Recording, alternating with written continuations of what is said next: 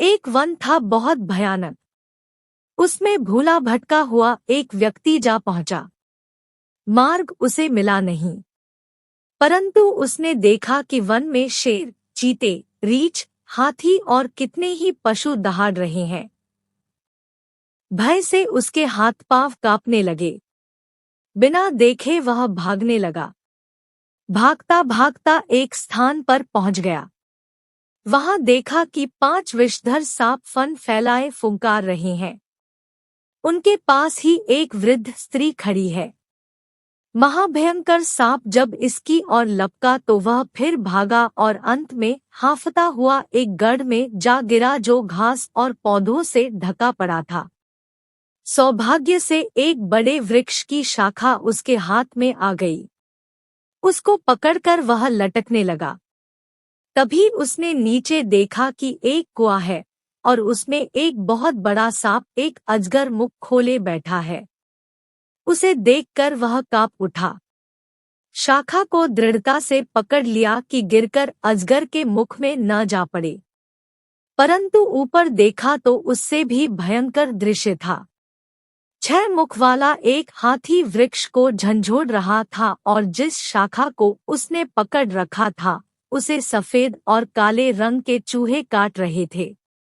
भय से उसका रंग पीला पड़ गया, परंतु तभी शहद की एक बूंद उसके होठों पर आ गिरी।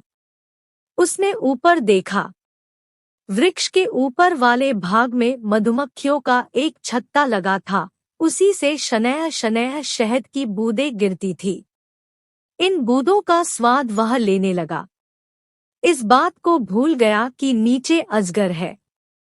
इस बात को भूल गया कि वृक्ष को एक 6 मुख वाला हाथी झंझोड़ रहा है।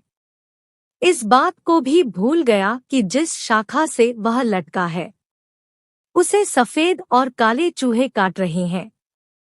और इस बात को भी कि चारों ओर भयानक वन है जिसमें भयंकर पशु चिंघाड़ रहे हैं।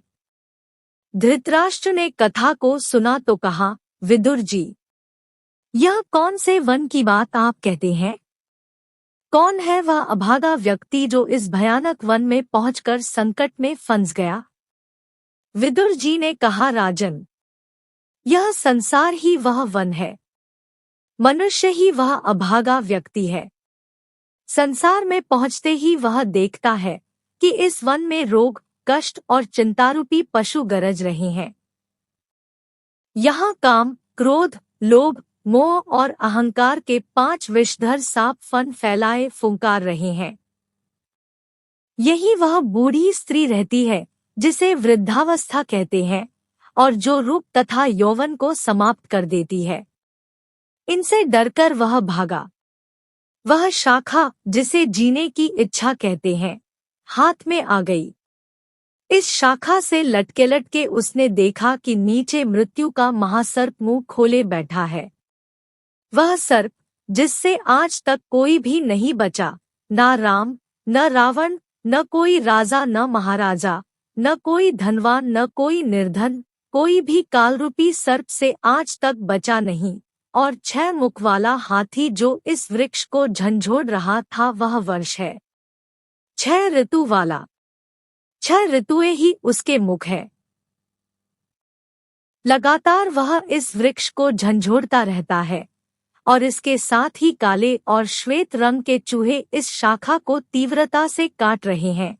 ये रात और दिन आयु को प्रतिदिन छोटा कर रहे हैं। यही 2 चूहे हैं।